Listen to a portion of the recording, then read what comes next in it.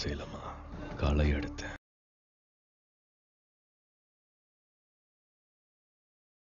Namaste, Vanakkam.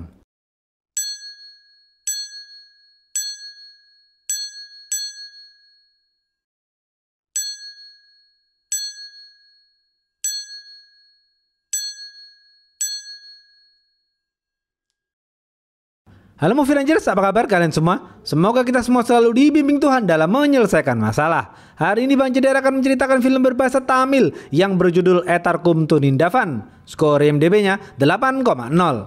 Film ini dibintangi oleh aktor Kollywood bernama Surya yang tidak lain adalah kakak dari Karti.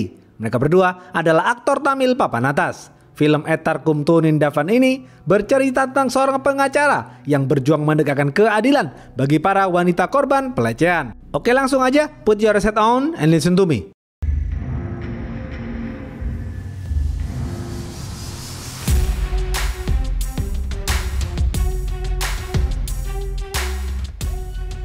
Halo. Pemeran-pemeran film ini antara lain, Kanna adalah seorang pengacara, Dini adalah kekasih Kanna, Inba adalah anak menteri sekaligus pengusaha kaya raya. Suatu hari, Kanna kecil sedang bermain bersama kakak perempuannya yang berumur 9 tahun. Tiba-tiba, dua preman menculik kakak Kanna dan membawanya ke hutan. Dua preman itu memperkaos dan membunuh kakak Kanna. Kanna dan kedua orang tuanya merasa sangat terpukul. Sejak tragedi itu, Kanna kecil bertekad ingin menjadi pengacara yang akan membela kaum wanita. Beberapa tahun kemudian, Kanna tumbuh dewasa. Terlihat di tempat tinggal Kanna, warga desa sedang merayakan acara tradisional tahunan. Acara itu bertujuan untuk menghormati kaum wanita karena di desa itu wanita sangat dijunjung tinggi. Setiap ada seorang ibu yang melahirkan bayi perempuan, warga desa menyambutnya dengan riang gembira. Mereka semua menanam pohon sebagai bentuk rasa syukur dan kebahagiaan. Suatu hari, seorang wanita di desa Kanna menikah dengan pemuda dari desa lain. Namun tak lama kemudian, mereka bertengkar hebat hingga sang istri melakukan bunuh diri dengan menggantung dirinya di atas pohon.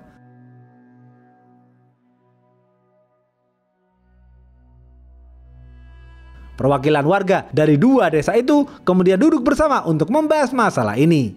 Mereka ditengahi oleh seorang profesor dan akhirnya Kanna menuntut sang suami di pengadilan dan berhasil menjebloskannya ke dalam penjara. Sejak itu, dua desa tersebut saling bermusuhan. Kanna akan melindungi para wanita di desanya. Suatu hari, para pemuda dari desa lain menampar seorang wanita dari desa Kanna. Warga desa melaporkan hal itu kepada Kanna. Kanna langsung menghajar para pemuda itu.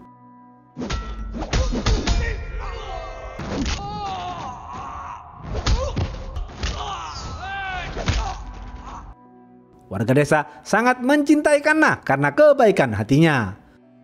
Malam hari, seorang anak menteri sekaligus pengusaha bernama Inba sedang menodongkan pistol kepada istrinya yang sedang hamil bernama Samira. Inba berniat membunuh Samira karena Samira mengetahui semua kejahatan Inba. Tanpa basa-basi, Inba langsung menembak kepala Samira hingga tewas. Setelah membunuh Samira, Inba mandi dan pergi ke acara penghargaan. Semua orang memberikan selamat kepada Inba atas keberhasilannya membangun kerajaan bisnis properti. Setelah acara selesai, Inba membunuh supirnya di tengah hutan. Inba lalu memerintahkan para polisi Balul untuk menyebarkan berita bahwa istrinya kawin lari dengan sang supir. Setelah itu, Inba mendatangi pesta untuk bersantai sejenak. Inba kemudian kembali pulang. Setibanya di rumah, Haris yang merupakan ayah Samira jengkel kepada Samira yang kawin lari dengan sang supir. Inba hanya tersenyum karena Haris percaya dengan berita bohong itu. Haris terus mencari Samira hingga ke luar kota, namun tidak menemukannya. Suatu malam, Kanna mendatangi acara pernikahan. Di sana, Kanna bertemu dengan seorang gadis bernama Dini. Kanna langsung jatuh hati kepada Dini. Dini juga diam-diam menyukai Kanna. Mereka berdua berkenalan satu sama lain. Kanna memberanikan diri membawa kedua orang tuanya mendatangi rumah Dini untuk berkenalan. Terlihat mereka berdua mulai jatuh cinta.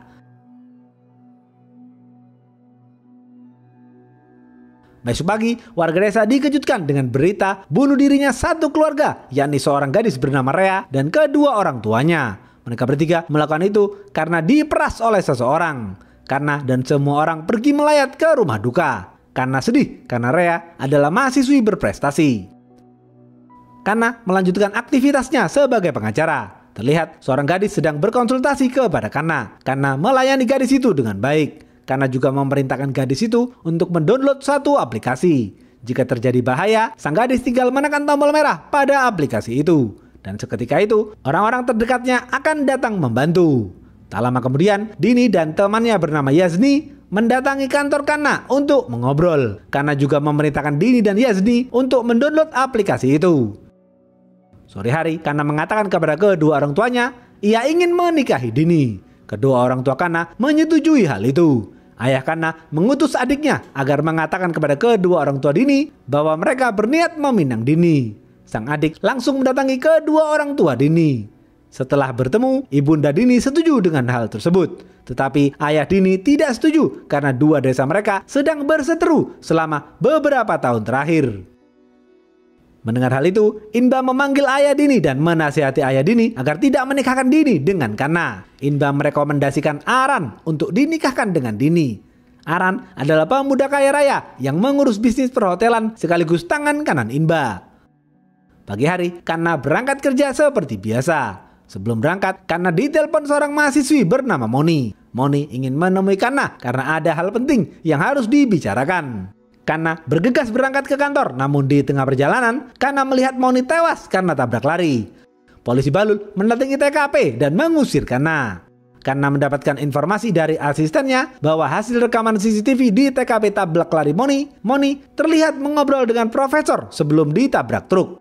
Dan truk itu terlihat sengaja menabrak Moni. Kejadian itu tidak terlihat seperti tabrak lari. Kana merasa ada yang tidak beres dengan kematian Moni. Asisten Kana juga memberitahu Kana bahwa truk yang menabrak Moni adalah milik Aran. Kana yakin Aran pasti terlibat dalam kasus ini.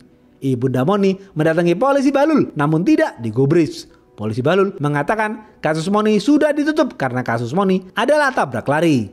Polisi Balul kemudian mengusir ibunda Moni dari kantor polisi. Malam hari, Kana tidak bisa tidur karena bermimpi mendiang sang kakak.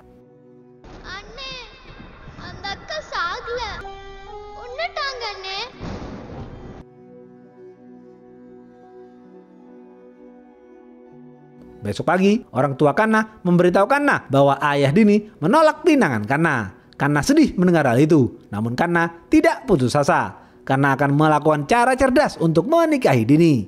Kedua orang tua Kana mendukung penuh rencana Kana.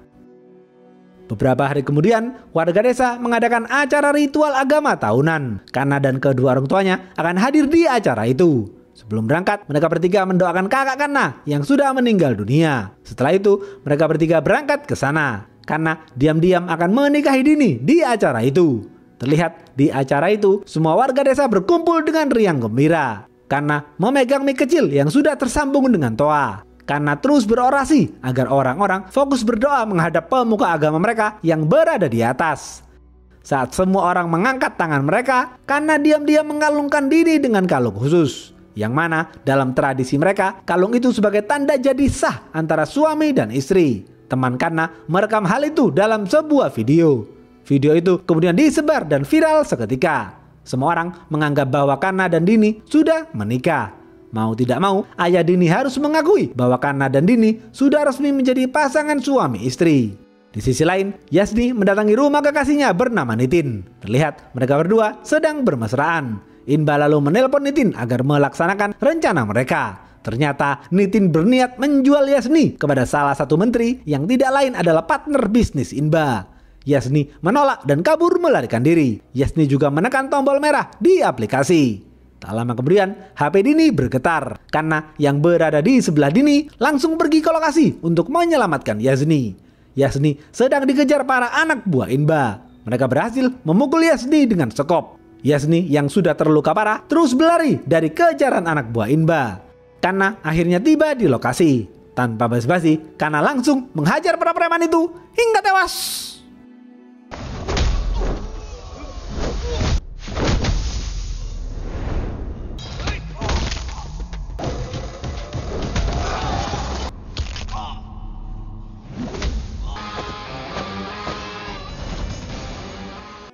Kana lalu menggendong Yazni yang lemas tak berdaya. Inba kemudian menelpon Kana dan memerintahkan Kana agar menyerahkan Yazni padanya. Karena jika tidak, Inba akan menyebarkan video dewasa pada gadis yang sudah Inba miliki.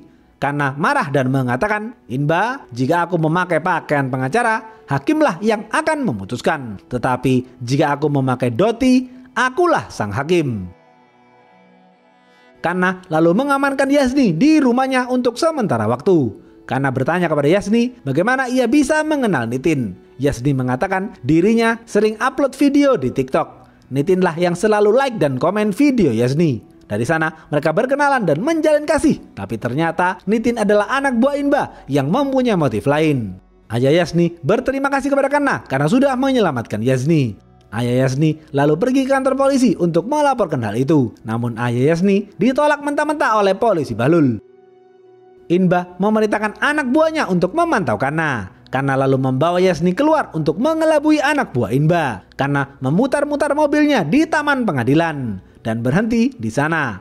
Kana dan Yasni masuk ke pengadilan untuk mendaftarkan kasus video dewasa. Anak buah Inba berjaga di mobil Kana yang terparkir di luar gedung pengadilan. Setelah mendaftarkan kasus Yasni, Kana dan Yasni keluar lewat pintu belakang lalu naik mobil lain berupa sedan hitam. Di bagasi mobil sedan hitam itu sudah ada Nitin.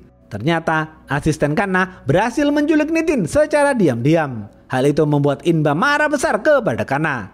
Nitin lalu disekap di ruangan tertutup. Besok pagi, Inba menelpon Kana dan memberitahu bahwa Inba sudah mengirim video Yasni ke nomor Kana. Dan sebentar lagi, Inba akan menyebarkan video itu. Kana marah besar kepada Inba. Inba meminta Kana agar menyerahkan Yasni padanya, tetapi Kana menolak. Kana lalu menghampiri Nitin dan menyiksa Nitin agar Nitin mau buka mulut.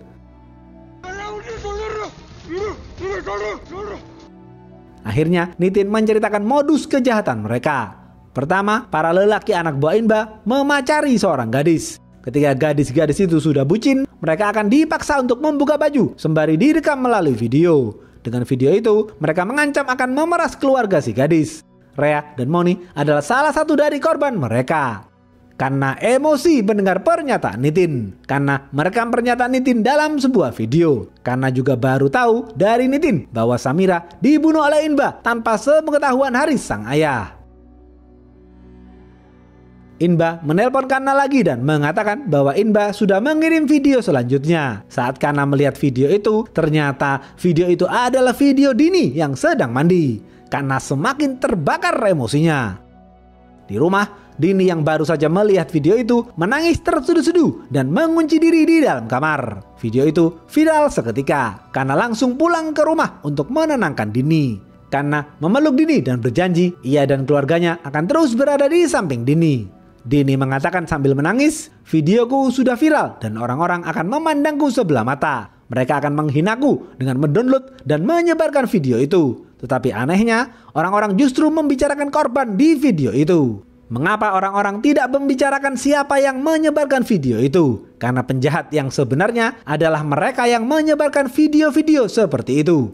Kana dan Dini kemudian bangkit untuk membalas perbuatan Inba. உடம்பு பூரா வெளியே வரும்போது பல பேர் ஷேர் பண்ணுவான். ஆனா வீடியோவை டெலீட் பண்ணணும் கூட சொல்ல மாட்டான். இல்ல பலூன் ஆக்கணும். ஒரு பொண்ணோட வெறும் உடம்பு மனது இல்லைங்கிற குரல். Kana lalu mencari kamera tersembunyi yang berada di kamar mandi. Dan Kana berhasil menemukannya. Setelah itu, Kana dan keluarganya merekam video pernyataan Dini kepada Inba bahwa Dini tidak takut dan akan membawa semua orang yang menyebarkan video itu ke pengadilan. Dini akan memviralkan orang-orang yang menyebarkan video itu. Dini menunjukkan foto keluarga Inba dan seluruh anak buahnya di video itu. Sontak Inba dan semua anak buahnya emosi karena hal itu akan merusak reputasi keluarga mereka. Inba meminta tolong kepada ayahnya tentang masalah ini. Sang ayah yang merupakan seorang menteri menelpon Kapolsek dan meminta Kapolsek untuk menutupi kasus ini. Inba bergerak cepat dan langsung membayar petinggi media agar tidak memberitakan keluarganya. Kana dan Dini mulai mengumpulkan para korban video Inba agar mau bersaksi di pengadilan. Namun Inba dan anak buahnya terus mengancam para korban agar tidak bersaksi. Kana berhasil meyakinkan Nitin untuk bersaksi di pengadilan. Namun tak lama kemudian Kapolsek berhasil menemukan lokasi Nitin dan memberitahu Inba. Inba langsung mendatangi lokasi dan menghajar Nitin habis-habisan hingga tewas. சாட்சி சொல்ல போறியாமே? Kanna kaget karena Nitin tidak ada di lokasi. Kanna bingung harus bagaimana, namun Kanna tetap memberanikan diri mengajukan kasus ini ke pengadilan. Beberapa hari kemudian, persidangan pun mulai digelar. Kanna menunjukkan video rekaman pernyataan Nitin kepada hakim. Namun hakim meminta Kanna agar Nitin bersaksi secara langsung di pengadilan. Kanna tidak bisa melakukan hal itu karena Kanna tidak tahu Nitin berada di mana. Profesor maju dan mengutarakan argumennya. Kanna kaget karena profesor justru membela Inba dan mengatakan Inba adalah pahlawan karena banyak memberikan beasiswa kepada para mahasiswi. Suasana pengadilan menjadi tegang, sedangkan Inba terlihat bersantai di rumahnya sambil bermain piano. Di saat yang bersamaan, kepolisian dan preman bayaran menggeledah dan menghancurkan rumah Kanna. Ayah Kanna berusaha melindungi foto anaknya yang tewas diperkaos, namun mereka tidak peduli dan tetap menghancurkan foto itu. Kepolisian menemukan mayat Nitin di dalam bagasi mobil Kanna. Ternyata Inba menjebak Kanna dan menuduh Kanna telah membunuh Nitin. Polisi Balul langsung mendatangi pengadilan dan memberikan informasi bahwa mayat Nitin ditemukan di mobil Kanna. Karena hal ini, kasus video dewasa ditutup dan hakim memutuskan untuk memenjarakan Kanna dan ayahnya sementara waktu sampai kasus pembunuhan Nitin terungkap.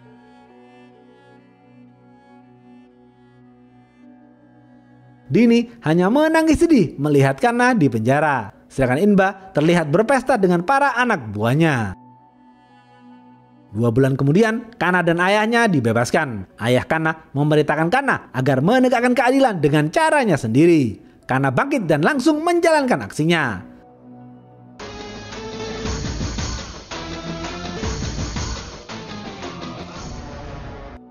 Kanna menculik polisi Balul, Profesor, Aran, dan anak buah Inba. Setelah itu, Kanna mendatangi keluarga mereka semua. Kemudian, Kanna membawa polisi Balul, Profesor, Aran, dan anak buah Inba ke markas Inba. Inba tertawa bahagia karena sebentar lagi ia akan mengupload video-video dewasa para gadis. Namun Inba kaget karena tiba-tiba koneksi internet di markasnya mati. Kanna langsung menghajar mereka semua secara membabi buta.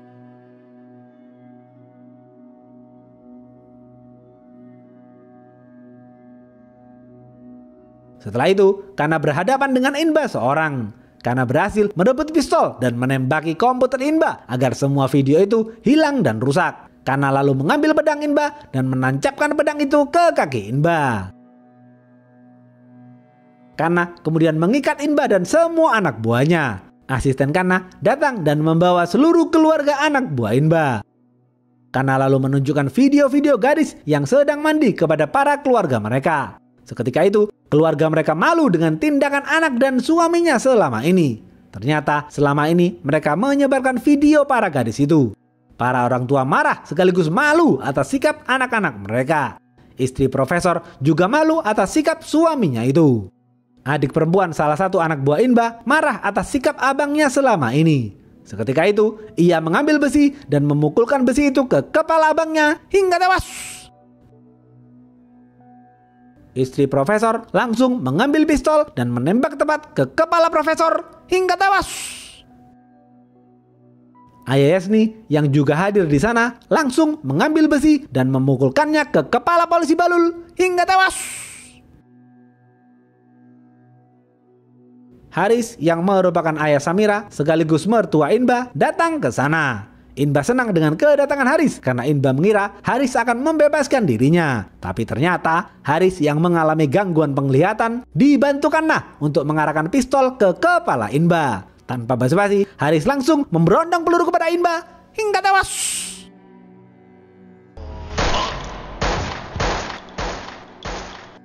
Haris kemudian mengambil darah Inba yang ada di wajahnya dan mengoleskan darah itu ke kening Inba sebagai bentuk terima kasih.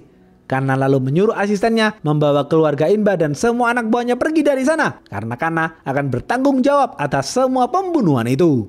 Kanna rela berkorban demi masa depan para gadis yang menjadi korban Inba.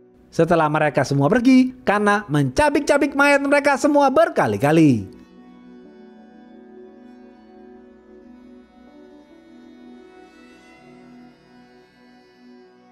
Setelah itu, Kana membuka pintu markas Inba dan keluar dengan gagah berani sambil membawa pedang. Terlihat kepolisian dan media sudah berjaga di sana. Ibunda Kana melongo melihat Kana yang penuh darah. Kana mengatakan, "Ibu, jangan khawatir kepadaku. Aku hanya melakukan tugasku."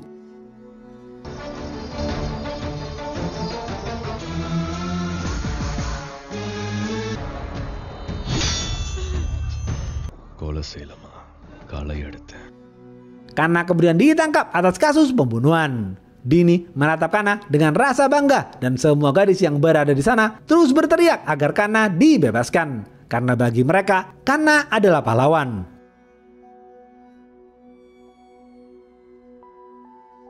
Habis. Apa pesan dari film ini? Jika hukum tidak ditegakkan, maka keadilan akan mencari jalannya sendiri. Oke, segitu aja video kali ini. Stay watching and see you.